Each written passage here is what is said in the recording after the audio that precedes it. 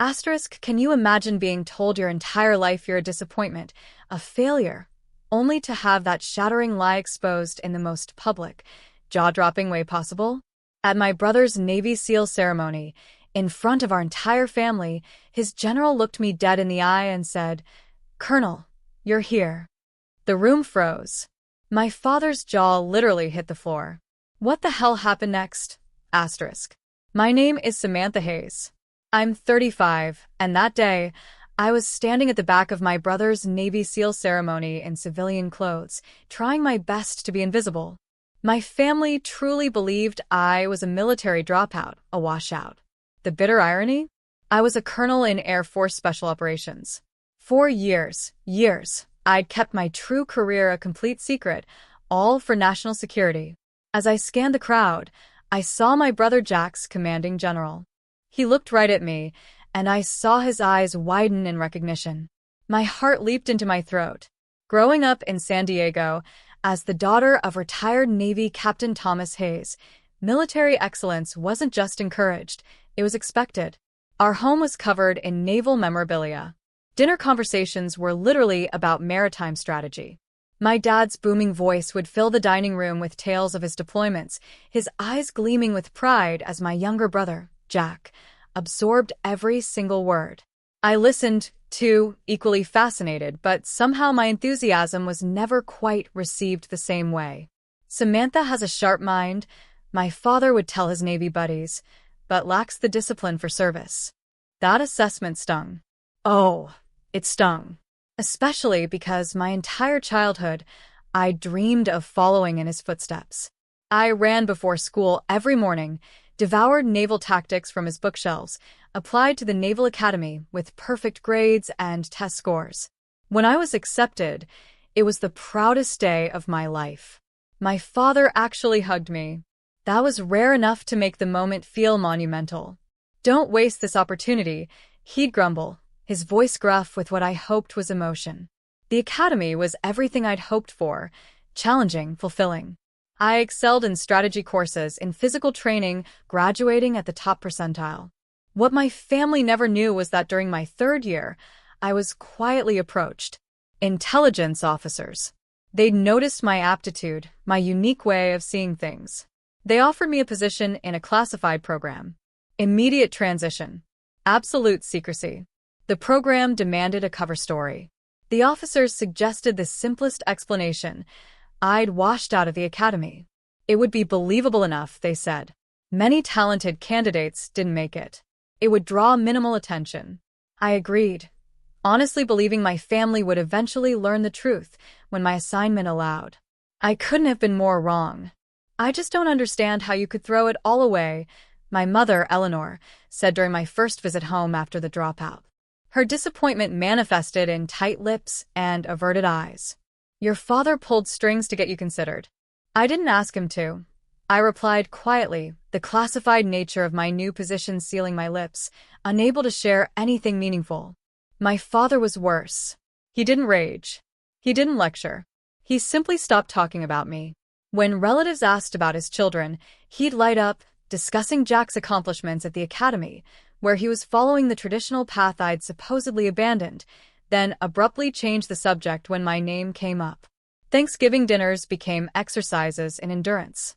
"Jack's been selected for advanced tactical training," my father would announce, slicing the turkey with precision.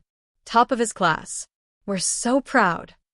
My mother would add, her hand resting on Jack's shoulder, her eyes sliding right past me. "It's comforting when your children find their purpose." My cousin Melanie, always tactless, once asked directly across the table, "So, Sam, are you still working that administrative job at the insurance company?" That was the cover story I maintained, a boring corporate position that discouraged further questions. "Yes," I answered, swallowing both the lie and my pride. "Still there. Good benefits, I guess," she replied with a thin, condescending smile that conveyed volumes about her assessment of my life choices. Meanwhile, my actual career was advancing at an extraordinary pace. I couldn't tell them about night operations in countries officially untouched by American forces. I couldn't mention the intelligence I'd gathered that saved countless lives, or the commendations accumulating in a secure facility rather than on my wall. I couldn't explain the months of silence when I was unreachable because I was operating deep undercover. Each success in my classified world seemed to parallel a disappointment in my family's eyes. When I was promoted to major, my parents were discussing Jack's selection for an elite training program. When I received a silver star in a private ceremony, my mother was lamenting to her friends about her daughter who just didn't apply herself. Jack himself wasn't unkind. He simply followed our parents' lead, growing increasingly distant as our supposed life paths diverged. Occasionally, he'd call with news of his accomplishments, always ending with an awkward, "So, how's the office job?" I'd murmur congratulations and offer vague updates about my fictional corporate life, hating every second of the deception. Years passed this way. The divide grew wider. I developed a thick skin about my family's perception, focusing instead on my missions and the difference I was making. But deep down, the pain of being the family disappointment never fully subsided. Every achievement in my secret life was shadowed by the knowledge that the people who should be proudest didn't even know. My transition from Naval Academy student to Air Force Special Operations was abrupt, intense. While my family believed I was licking my wounds, settling for civilian mediocrity, I was actually undergoing some of the most rigorous training the military offers. The program that recruited me specialized in intelligence gathering and analysis with direct tactical applications, a rare combination that perfectly suited my particular skills. The training facility was in an unmarked compound in Virginia. Days began at 4 a.m. and often ended after midnight. Physical conditioning was just the foundation. The real work involved processing and analyzing intelligence in real-time crisis situations, often under extreme physical stress or sleep deprivation. "Hayes, your mind works differently," my instructor, Major Lawrence, noted after I solved a particularly complex intelligence simulation. "You see patterns where others see chaos." This aptitude accelerated my progress. Most trainees took 18 months. I finished in 11. My first assignment came immediately, a low-profile intelligence gathering operation in Eastern Europe. Colonel Diana Patterson became my mentor, a pioneering woman in special operations. She recognized something in me that reminded her of herself. "The system isn't built for us," she told me frankly during a debriefing. "But that's precisely why we succeed in it. We approach problems from angles others don't consider." Under her guidance, I learned to navigate not just operational challenges, but also the unique difficulties of being a woman in this elite space. She taught me to use others' underestimation as an advantage, to speak with quiet authority rather than volume, and to build networks of trust that transcended the usual military hierarchies. By my 4th year, I'd been promoted twice and led my own intelligence team in operations spanning 3 continents. My specialty became extracting critical information in environments where traditional intelligence assets couldn't operate. One mission in Syria resulted in intelligence that prevented a major terrorist attack on European soil. The classified commendations cited my exceptional judgment under extreme pressure and innovative tactical approach. Yet, each time I received recognition within my classified world, the contrast with my family life became more painful. I attended award ceremonies alone, watching other officers embrace their proud families. I celebrated promotions with colleagues who knew only pieces of my story, never the full picture. And I continued to maintain my cover as an unremarkable corporate drone during increasingly infrequent family visits. "Congratulations on your promotion to team lead in customer service," my mother said during one phone call, clearly making an effort to show interest in what she believed was my career. I had just been promoted to lieutenant colonel after a successful counterterrorism operation in Somalia. "Thanks, Mom," I replied, hating the deception. "It's just a small step up." The operational security requirements of my position meant maintaining absolute secrecy. Even as I rose to command larger teams and more sensitive missions, my cover story remained in place. Only a handful of high-ranking officers knew my complete service record. Most who worked with me knew only the portions relevant to our joint operations. By the time I reached the rank of colonel at age 34, an accomplishment that placed me among the youngest to achieve this rank, I had led operations in over a dozen countries and saved countless lives through intelligence work. My counterterrorism specialty had expanded to include disrupting human trafficking networks and preventing hostile cyber operations against critical infrastructure. What made my rapid rise even more remarkable was achieving it while facing the additional challenges women in special operations encounter. I navigated skepticism from some traditional military circles, adapted to equipment and tactical approaches designed for male physiology, and developed leadership styles that commanded respect in environments where female leaders were still relatively rare. Through it all, I carried the strange burden of my family's disappointment. Each time I returned from a classified deployment to attend a holiday gathering or family event, I stepped back into the role of Sam the underachiever. I became adept at deflecting questions about my work with vague corporate jargon and redirecting conversations to Jack's increasingly impressive naval career. The weight of these dual identities grew heavier with each passing year. There were moments when the deception felt unbearable, like when my father made a passing comment about people who couldn't cut it in real service, or when distant relatives asked patronizing questions about when I might find direction in my life. But my commitment to national security and the missions I led always silenced the impulse to reveal the truth. The work was too important, the stakes too high. If maintaining my family's disappointment was the price for operational security, I would continue to pay it, regardless of the personal cost. Last Thanksgiving marked a particular low point in my relationship with my family. I had just returned from coordinating a joint intelligence operation with NATO forces, 36 sleepless hours of tension that ultimately prevented a significant security breach. Instead of recovery time, I went straight to my parents' house, exchanging tactical gear for civilian clothes and the hypervigilance of command for the different tension of family dinner. My father stood at the head of the table, crystal glass raised in a toast. "To Jack," he announced, his voice carrying that captain's authority that never quite left him, whose selection for the Elite SEAL training program continues our family's tradition of excellence in service. Everyone raised their glasses. My mother beamed with pride, her eyes glistening. "We couldn't be prouder," she added. I joined the toast sincerely. Jack's accomplishment was significant, and despite our strained relationship, I respected his dedication.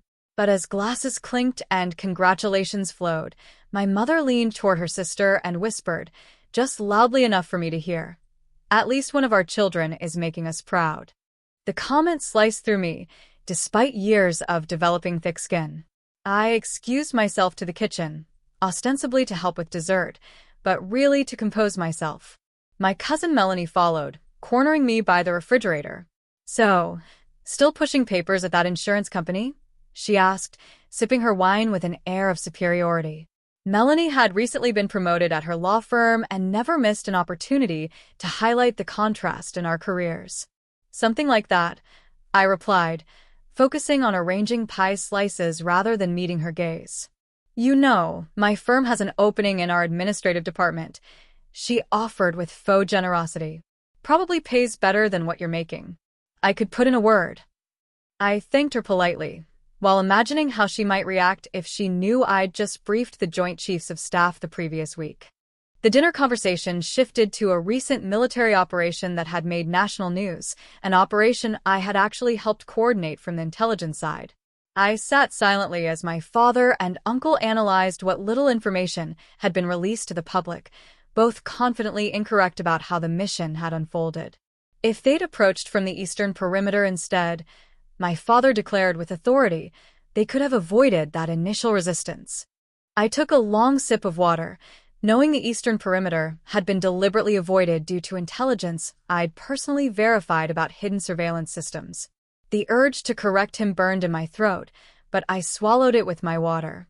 After dinner, Jack announced his engagement to his girlfriend, Allison, a naval medical officer he'd met during his training. The family erupted in celebration. Champagne appeared, toasts multiplied, and my mother immediately began discussing wedding plans. In the midst of this joyful chaos, my secure phone vibrated with a pattern that indicated highest priority: immediate deployment orders. A situation had developed that required my specific expertise. Extraction scheduled in 3 hours. I returned to the celebration, pulling Jack aside to offer genuine congratulations and explained that a work emergency required me to leave immediately. His face fell in disappointment, tinged with that familiar judgment. Seriously, Sam? It's my engagement celebration. What kind of insurance emergency happens on Thanksgiving night? I'm sorry, I said, meaning it completely, but unable to explain further. I wouldn't leave if it wasn't absolutely necessary. My parents reacted with the resigned disappointment I'd grown accustomed to. Of course, Samantha has to leave, my mother said to the relatives, not bothering to lower her voice. Her priorities have always been different. I caught my father's head shake as I gathered my coat, that subtle gesture of disapproval that had followed me since childhood. As I drove away, the family continued celebrating without me, while I prepared mentally for the classified operation ahead. The mission kept me deployed through Christmas and into the new year. When I finally returned, I learned that my absence had become a focal point of family discussion. Jack's engagement party had been held without me, and my failure to attend had been interpreted as further evidence of my disregard for family. Your brother was hurt, my mother informed me during a tense phone call. After everything he's accomplished, the least you could do is show up for his important moments. What she couldn't know was that during his engagement party, I had been leading a critical intelligence operation that resulted in the rescue of kidnapped aid workers. The mission earned me another commendation, one that would remain in a classified file rather than on my mantle. The growing divide between my professional success and personal failure created an increasingly unbearable tension. Each family interaction became more strained, each deception more painful. As Jack's seal ceremony approached, I found myself at a breaking point, torn between my duty to national security and my crumbling relationship with my family. The day of Jack's seal ceremony dawned clear and bright, perfect Southern California weather that seemed to mock my inner turmoil. I deliberated for weeks about whether to attend, knowing my presence would be scrutinized by a family increasingly frustrated with what they perceived as my indifference to Jack's achievements. My decision to go wasn't simple. I requested a rare day of leave from my duties, arranged secure transport, and carefully selected civilian clothes that would allow me to blend in while still maintaining appropriate military bearing, a habit too ingrained to break even in this context. The Naval Special Warfare Command facility gleamed in the morning sun as I approached. I instinctively cataloged security positions and protocols with my trained eyes, noticing details most civilians would miss. This awareness reminded me how far I was from the person my family believed me to be. I arrived deliberately late, slipping into the back row as families claimed seats near the front. My parents occupied prominent positions in the family section. My father wore his dress uniform with the pride of a naval captain whose son was following his distinguished path. My mother sat beside him, elegant in a navy blue dress, her posture reflecting the military precision she'd absorbed through decades of marriage to my father. The ceremony proceeded with the characteristic discipline and tradition of naval special warfare.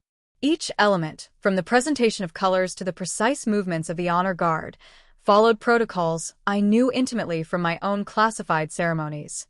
The difference was that today's event was public, celebrated openly with proud families and commemorative programs, unlike the clandestine recognition of my own achievements.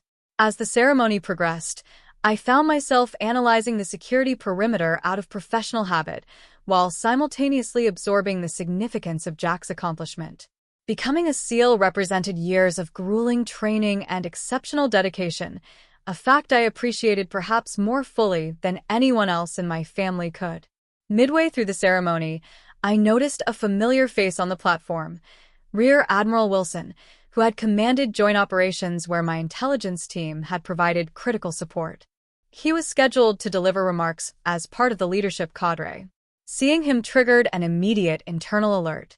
Admiral Wilson was one of the few high-ranking officers who knew my complete service record and true rank. I shifted slightly in my seat, angling myself to become less visible from the stage. The movement was subtle, the kind of adjustment intelligence officers make instinctively to avoid recognition when necessary. For a moment, I believed I had successfully minimized my presence. Then came Jack's moment of recognition. He stood tall as his accomplishments were read, his face composed in the disciplined expression of a warrior receiving honors. Despite our complicated relationship, pride swelled in my chest. Whatever else had transpired between us, my brother had earned this moment through genuine merit and determination. As applause followed Jack's recognition, I allowed myself to relax marginally. A mistake, in retrospect. My slight movement caught Admiral Wilson's eye during his scan of the audience. I watched his expression change as recognition dawned. First confusion, then certainty, then an unmistakable reaction to finding a highly decorated Air Force Special Operations colonel sitting anonymously in civilian clothes at a Navy SEAL ceremony. Our eyes locked momentarily. In that brief exchange, I conveyed a silent request for discretion, a request military personnel of our rank and experience understand implicitly. The Admiral gave an almost imperceptible nod, and I believed the moment had passed without incident. The ceremony continued with the remaining recognitions and formal remarks. I began calculating my exit strategy, planning to congratulate Jack briefly before departing to avoid extended family interaction. But as the formal portion concluded and families began moving toward their graduating seals, I noticed Admiral Wilson conversing with another officer while gesturing subtly in my direction. My internal alarm sharpened. The second officer, Commander Brooks, had also worked with my team during a joint counterterrorism operation the previous year. Now both men were looking in my direction with that particular expression of military leadership preparing to acknowledge a fellow officer. I began moving toward the exit, hoping to evade the approaching confrontation. But the crowd's movement blocked my path. As families surged forward to congratulate their graduates, I found myself inadvertently pushed toward the area where Jack stood with my parents, rather than toward the exit I'd been targeting. In that moment of navigational confusion, Admiral Wilson reached me, his commanding presence parting the crowd around us. I straightened instinctively, muscle memory responding to the presence of a superior officer, despite my civilian clothes. What happened next would permanently alter my family's perception and change the course of our relationships forever. Colonel Hayes. Admiral Wilson's voice carried clearly above the post-ceremony chatter. I didn't expect to see you here today. The title echoed in the space around us, turning heads. My parents, standing just feet away beside Jack, froze in confusion. Admiral Wilson. I responded automatically, assuming the formal posture ingrained through years of military service. It's good to see you, sir. Last time was that joint operation in the Gulf, wasn't it? He continued, either unaware of or unconcerned about my family's proximity. Your intelligence was impeccable as always. Saved a lot of lives. My mother's hand flew to her mouth. Jack's expression transformed from celebration to bewilderment. My father stood rigid, his brow furrowed in deepening confusion. Colonel, my father finally spoke, the words sounding foreign on his tongue when directed at me. There must be some mistake. Admiral Wilson turned, noticing my family for the first time. Recognition flashed across his face as he took in my father's decorated Navy uniform. Captain Hayes, he acknowledged with respect, before turning back to me with raised eyebrows. They don't know? Before I could respond, Commander Brooks approached, extending his hand. Colonel Hayes, your team's work on the Antalya operation was remarkable. We've implemented your extraction protocols across 3 divisions now. The reality of my position was materializing around us like a photograph developing in solution, becoming clearer with each passing second. My carefully maintained cover, the story of professional mediocrity I'd cultivated for years, was dissolving in real time. Samantha? My mother's voice trembled with confusion. What are they talking about? Admiral Wilson assessed the situation with the quick comprehension of a seasoned commander. Captain Hayes, Mrs. Hayes, he addressed my parents directly. Your daughter is one of our most valuable assets in special operations. Her work in intelligence and counterterrorism has been extraordinary. That's not possible, my father stated flatly. Samantha left the Naval Academy. She works in insurance. Air Force, not Navy, Admiral Wilson corrected. And at a rank that reflects exceptional service. The insurance work would be her cover story. fairly standard in her division. Jack stepped forward, his new seal trident gleaming on his uniform. Sam, is this true? The moment of decision had arrived without warning or preparation. Years of secrecy pressed against the sudden exposure, creating a disorienting pressure. But as I looked at my family's confused faces, I recognized that continuing the deception was no longer an option. Yes, I confirmed simply. It's true. My father's expression cycled through disbelief, confusion, and the beginning glimmers of reassessment. You're actually a colonel in the Air Force? Special Operations Command, Intelligence Division, I specified, the words feeling strange after years of careful avoidance. I was recruited from the academy, directly, into a classified program. The dropout story was my cover. Other officers who recognized me had begun to drift over, creating an impromptu gathering that made the revelation increasingly public. A major from Joint Special Operations nodded respectfully in my direction. Colonel Hayes's analysis changed our entire approach in the Mogadishu intervention. My mother looked physically unsteady. All this time when we thought. I couldn't tell you, I said quietly.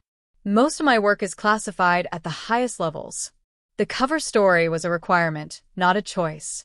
Jack's expression had transformed completely, shifting from confusion to a growing understanding that only another military professional could fully grasp. That's why you missed my engagement party? Coordinating an extraction of exposed assets in Eastern Europe, I confirmed. Couldn't wait, and I couldn't explain. My father, ever the Navy man, had regained his composure and was processing the information with military precision. What's your security clearance level? Higher than I can specify in this setting, I answered, the response itself confirming more than the words contained. Around us, the crowd continued to celebrate, largely oblivious to the family drama unfolding in our small circle. But within that circle, years of misperception were crumbling under the weight of revealed truth. Admiral Wilson, sensing the personal nature of the moment, prepared to withdraw. Captain Hayes, you should be proud. Your daughter's service record is exceptional. The details are classified, but the value is beyond question. He turned to me with a respectful nod. Colonel, I'll see you at next month's Joint Operations Briefing. As he departed, the protective barrier between my two worlds, the accomplished military officer and the family disappointment, had been irrevocably breached. Standing before my family in civilian clothes, but now recognized as Colonel Hayes, I felt exposed in a way that countless high-risk operations had never made me feel. Why would you let us believe you'd failed? My mother asked, hurt evident in her voice. It wasn't about what you believed, I explained carefully. It was about operational security. The fewer people who knew, the safer the operations and the people involved. My father, processing this revelation with decades of military experience, was beginning to understand the magnitude of what had been hidden. To reach colonel at your age, in special operations. Jack, with his own military training, was connecting dots fastest. Those unexplained absences, the vague explanations, that time you showed up at Christmas with what looked like shrapnel wounds you claimed were from a car accident. Not a car accident, I confirmed quietly. As reality settled around us, I watched my family recalibrating years of perceptions and judgments. The disappointment they had carried, and the disappointment I had endured, was transforming into something else entirely. Something yet undefined, but irrevocably changed. We have a lot to talk about, my father said finally, his voice carrying the weight of a man discovering he had been profoundly wrong about a fundamental truth. Yes, I agreed. We do. The family dinner following Jack's ceremony took place at an upscale restaurant near the base, a celebration planned long before the day's revelations. What should have been exclusively focused on Jack's achievement had now become something else entirely, the first truly honest family gathering of my adult life. We sat at a private table in the corner, security conscious even now. My father ordered wine with uncharacteristic generosity, perhaps recognizing that this conversation required social lubrication. Silence hung heavily as menus were studied with unusual intensity, everyone avoiding the elephant in the room until the waiter departed with our orders. So, My father began, setting his water glass down with precision. A colonel. It wasn't a question, but I nodded. Confirmation.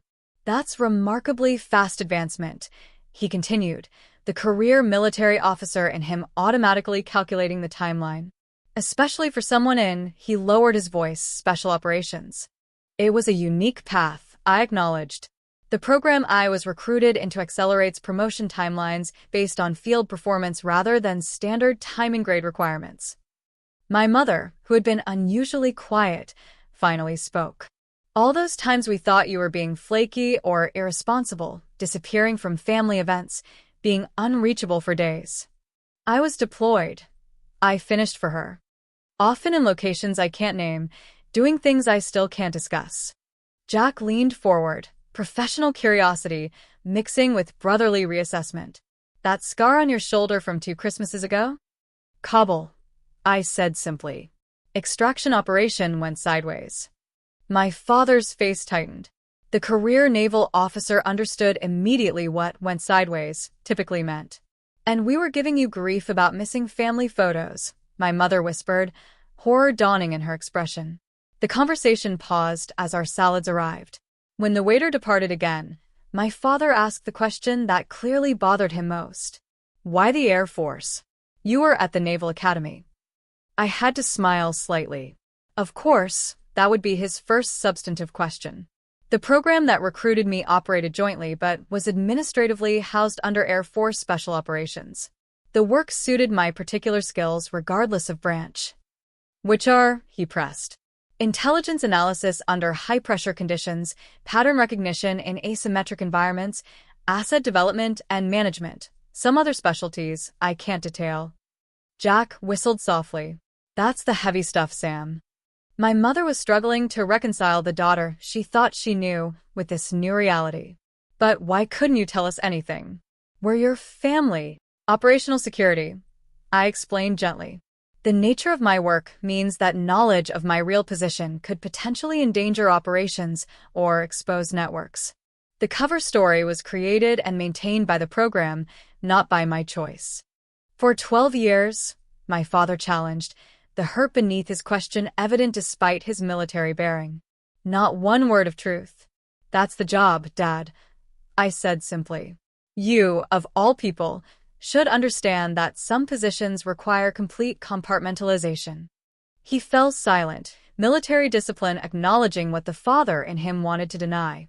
The main course arrived, providing another brief reprieve from the intensity of the conversation. As we began eating, Jack broke the tension with a short laugh. So, all those times I was bragging about my promotions and assignments. You were talking to someone who was briefing Joint Chiefs. I finished with a small smile. God, I must have sounded like such an idiot, he groaned. You didn't, I assured him. Your accomplishments are real and significant. Different operational areas, different challenges. My mother set down her fork, her food barely touched. I keep thinking about all the things we said to you over the years, the disappointment we expressed, the judgments. You didn't know, I said. You couldn't have. But we should have trusted you, she insisted, tears gathering. We should have seen that there was more happening than what appeared on the surface. Instead, we just wrote you off. The raw truth of her statement hung in the air. They had written me off, creating a narrative of the disappointing daughter that fit the limited information they had.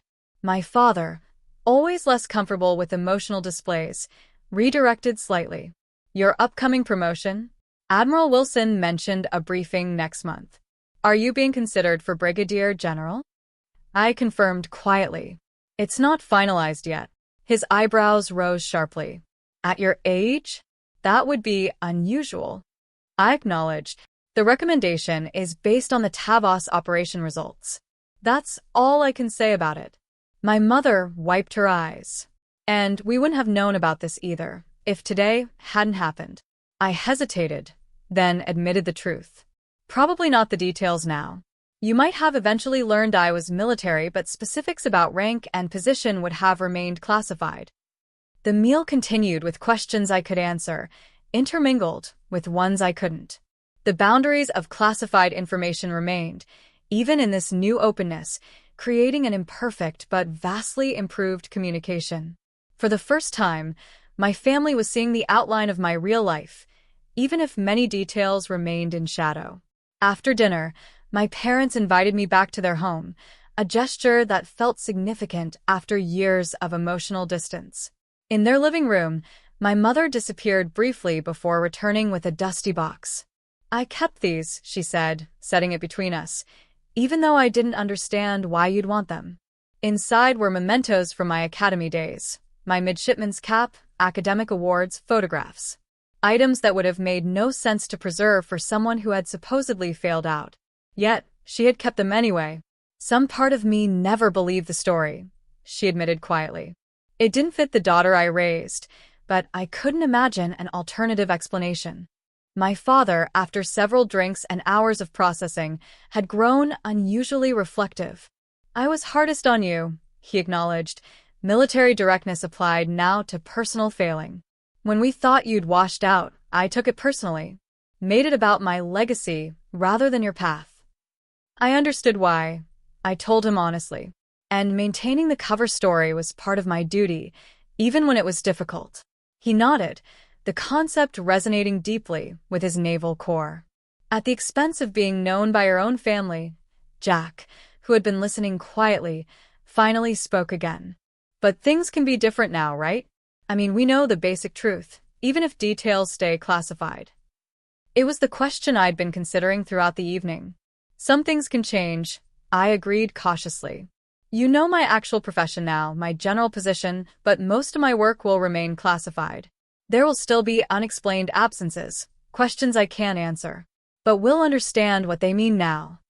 "Now," my mother said, as the evening drew to a close. "My father did something unprecedented in our relationship." He stood, straightened as if addressing a fellow officer, and extended his hand formally. "Colonel Hayes," he said, using my rank for the first time, "I believe I owe you an apology and my respect." I took his hand. Years of military bearing preventing the emotion in my throat from showing on my face. "Thank you, Captain." It was an imperfect beginning to a new chapter, one where the truth, even partially revealed, created possibility for healing what deception had damaged. As I left my parents' home that night, I carried both the continued weight of necessary secrets and the newfound lightness of being partially known by those who mattered most. 6 months after Jack's seal ceremony, I found myself approaching my parents' home for another family gathering. This time, a 4th of July barbecue that had been a Hayes family tradition for decades. The familiar nervousness that had accompanied these visits for years had transformed into something different, a cautious optimism about family relationships rebuilding on more honest ground. As I walked up the driveway, carrying a dish I'd actually prepared myself rather than the usual hastily purchased store contribution, I noticed several of my father's old Navy colleagues gathered around the grill. In previous years, I had avoided these military-heavy gatherings whenever possible, finding the deception particularly difficult among those who spoke my professional language. Today was different. My father spotted me and straightened slightly. Not quite the attention stance of military protocol, but a new recognition that carried its own significance. "Sam's here," he called, using my familiar name but with a new tone. As I approached, he did something unprecedented. He turned to his friends and said, "Gentlemen, my daughter, Colonel Hayes, Air Force Special Operations." The introduction, simple but accurate, represented a seismic shift. The retired officers nodded with the respect of men who understood precisely what the rank and division signified, particularly for someone my age. No details were necessary. The basic facts communicated volumes to those who spoke the language of military service. My mother emerged from the house, her greeting warmer than I could remember in years. As she hugged me, she whispered, "I put together a small display. Nothing classified, I promise." Curious, I followed her inside to the study, my father's domain traditionally filled with his naval memorabilia. In one corner, she had created a discreet but meaningful arrangement: my academy graduation photo, the few unclassified commendations I'd been able to share, and a recent formal photograph in uniform following my promotion to Brigadier General. "Is this okay?" she asked, uncertainty in her voice. I wanted to honor your service, too, but I wasn't sure about security concerns. I examined the display carefully. It's perfect, I assured her. Nothing here reveals operational details. Her relief was evident. Good. Your father checks it every day, you know. I think he's still wrapping his mind around everything. Returning to the backyard, I found Jack manning the grill alongside our father. My brother's transformation had been perhaps the most straightforward. One military professional recognizing another, with a shared understanding that comes from parallel experiences despite different branches and specializations. General, he greeted me with a grin and a deliberately informal salute. Burger or hot dog? Both, I replied, falling easily into the sibling banter that had been absent for too long. I just finished 3 weeks of MREs. I'm making up for lost time. He nodded, understanding immediately what 3 weeks likely signified without asking questions he knew I couldn't answer. This new shorthand between us, acknowledging the boundaries of classified work without resentment, had become one of the unexpected gifts of the truth. The afternoon progressed with a lightness I hadn't experienced at family gatherings in over a decade. Though many topics remained off-limits, my recent deployment locations, the nature of current operations, the specifics of upcoming assignments, the fundamental truth of who I was, and what I did now formed the foundation of our interactions. My father, always more comfortable with actions than words, found ways to express his changed perspective. He introduced me to his colleagues with unmistakable pride. He referenced my operational insight when discussions turned to current military affairs. And most tellingly, he deferred to my expertise in areas where Air Force operations intersected with naval concerns, a professional respect that meant more than any verbal apology. As evening approached, and we gathered for the traditional Hayes family photo, I stood beside Jack. Both of us now recognized for our service, rather than compared by it. My mother arranged us with the precision of a longtime military spouse. My children, she said to a neighbor who was taking the photograph, both serving their country, just in different ways. The simple statement acknowledged the parallel value of our different paths, a recognition that would have seemed impossible a year earlier. Later, as fireworks illuminated the sky, my father joined me at the edge of the yard where I'd stepped away briefly to check a secure message. All good? He asked, the question encompassing more than the immediate communication. Yes, I confirmed, returning the phone to my pocket. Nothing urgent. He nodded, gazing upward at the patriotic display rather than at me, a military man's approach to emotional conversation. I've been thinking about what it cost you, he said finally, carrying that cover story all these years, bearing our disappointment when you were actually doing my job. I finished when he trailed off. That's all it was, Dad. The job I was assigned, with the parameters required. But the personal cost, he insisted, still watching the fireworks, missing the recognition you deserved, even from your family.